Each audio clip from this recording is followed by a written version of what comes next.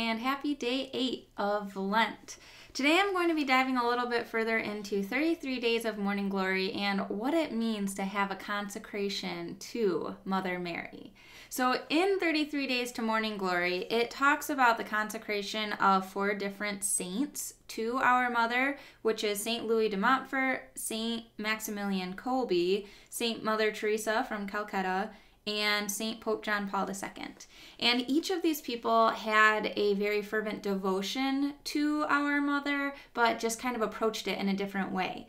St. Louis de Montfort is kind of the oldest of these. He passed away in 1716 and actually kind of started this consecration to Mary. So what does a consecration to Mary exactly mean? So consecration, it means things on different fronts, right? Like the English language is kind of strange. Like you look at the consecrated host, meaning that it has been transubstantiated, it has been changed into a different substance. Or consecration can mean something like when like Mother Mary presented Christ for baptism, that she was consecrating him to the church. It's like a dedication or a devotion to. And so when we think of this consecration to Mary, first off, we don't pray to Mary. We ask Mary to pray for us. And when we think of like if we're on a sports team, we might even be considered like consecrated to the sports team or to our job. It's this devotion. It's a continual coming back to and putting as a forefront in our life. So when it comes to having a consecration to Mary, what we're essentially doing is entrusting her with the prayers that we are offering to her to pray for us. So say that I just had somebody that I was close with pass away.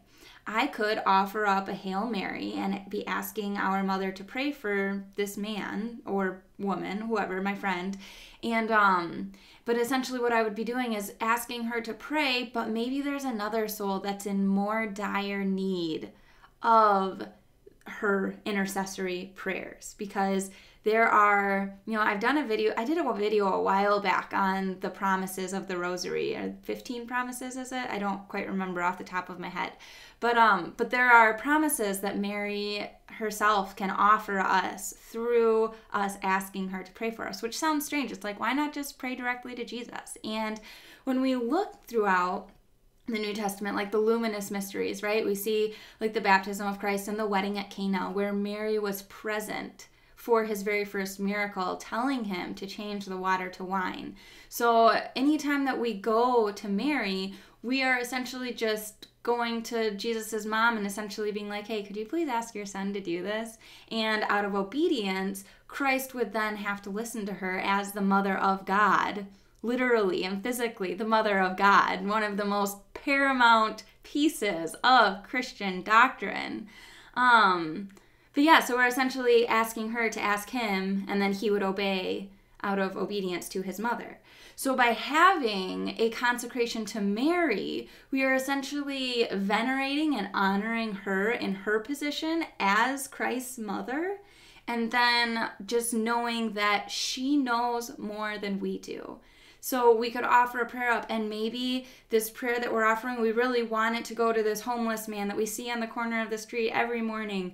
But there's actually a homeless 3-year-old over in India that Mary knows could use the request more than that particular man that we have in mind. So it's essentially trusting her with what it is that we're offering, instead of being like, I know what's best, I know what's going on in my life. It's like a selfless prayers, selfless asking, selfless requests, instead of being like, I know what's going on, this is what's affecting me, and that's what I want to address. So Mary, can you do that? Like, maybe someone's like, just going through a traumatic time. You can offer anything, and then Mary will intercede on behalf of whoever she feels like if we offer it to her in that fashion, she can take it and offer it to the one who would benefit more from that particular request that we're asking. So that's essentially it in a nutshell. There's so much more. I mean, this book, I did it a few years ago. My consecration to Mary goes on a different level, which I'm going to love talking to you about tomorrow. Hint, hint, my name hasn't always been Allie Marie. So we'll get into that tomorrow, though, and kind of explain why I chose to go about my confirmation as I did. But yeah, if you don't have this book, it's a great one to have on the shelf and just reference. I mean, these other saints that are in here, obviously we know about, like Blessed or like Saint Mother Teresa, but how much do you know about Saint Maximilian Kolbe? And so there are different areas that we can just venture in our faith walk, in learning from these people who have already walked before us. So God bless you all. Please do share and subscribe if you enjoyed. I'm Marian. This is my Catholic perspective, and I will see you guys tomorrow to talk about my personal consecration to our mother. So God bless. Happy Lent. We'll see you soon.